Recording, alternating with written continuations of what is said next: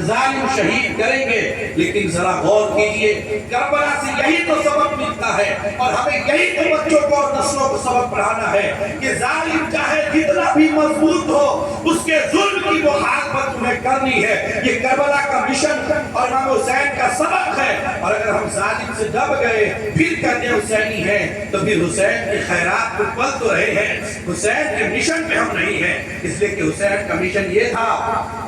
کہ شریعت میں مداخلت ہو یا سامنے ظلم اور جبر ہو، اس کے سامنے ڈٹ کر کے اس کا مقابلہ کیا جائے گا، اس سے کسی قسم کی معاہدہ نہیں کیا جائے گا اور کمپرمائز نہیں کیا جائے گا۔ یہ کربلا کا اہم سبق اور مشن ہے، ہمیں اس کو ہمیشہ یاد رکھنا چاہیے۔ میں شان کی بات کر رہا تھا، امام حسین رضی اللہ تعالیٰ عنہ کے شان اور براتی خود حضور فرماتے ہیں الحسین منی وانا من الحسین، حسین مجھ سے ہے اور میں حسین سے ہوں۔ ذرا غور کیجئے یہ کتنی بڑی بات ہے کہ امام الانبیاء سارے نبیوں کا سردار خود اپنے زبان اطہر سے سمجھا رہا ہو اور بتا رہا ہو حسین مجھ سے ہے اور میں حسین سے ہوں۔ کسی بات پہ اگر غور و فکر کر لیا جائے تو حسین کا مرتبہ اور شان اور ان کے فضائل و مناقب سب کچھ سمجھ جائے،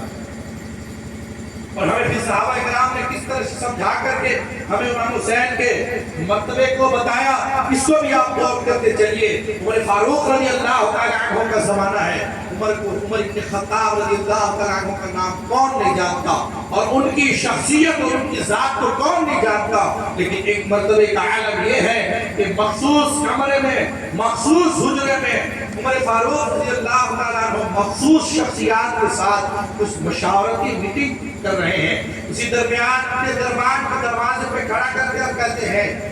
سامنے سے باہر سے کوئی شخص آئے اس کو اندر آنے کی اجازت مت دینا، اندر جانے کی اجازت مت دینا، اندر خاص لوگ بیٹھے ہیں اور خاص باتیں چل رہی ہے۔ اسی درمیان جب اندر گفتگو شروع ہے، عمر فاروق اور ان کے مخصوص مہمان اور مشاورتی حضرات موجود ہیں۔ حضرت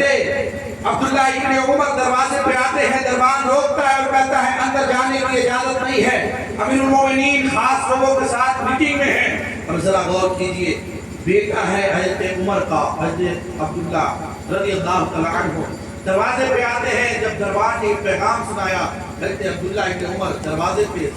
کنارے کھڑے ہو جاتے ہیں، انتظار کرتے ہیں مجلس اور میٹنگ برخاست ہونے کی۔ اسی درمیان امام حسین رضی اللہ تعالیٰ عنہ تشریف لے آتے ہیں دربار سے، اور حضرت عبداللہ ابن عمر کو دیکھ کر کے پوچھتے ہیں کیا بات ہے، اندر کیوں نہیں جاتے؟ دونوں حضرات نے یہ بات اور یہ پیغام پہنچائی، اندر مخصوص لوگوں کے ساتھ امیر المومنین کی میٹنگ چل رہی ہے، اور امیر المومنین نے فرمایا ہے کہ بعد کا کوئی شخص داخل نہ ہو۔ اتنا سننا تھا، امام حسین اپنے قدم ناز کو اٹھاتے ہیں اور واپس چلے جاتے ہیں۔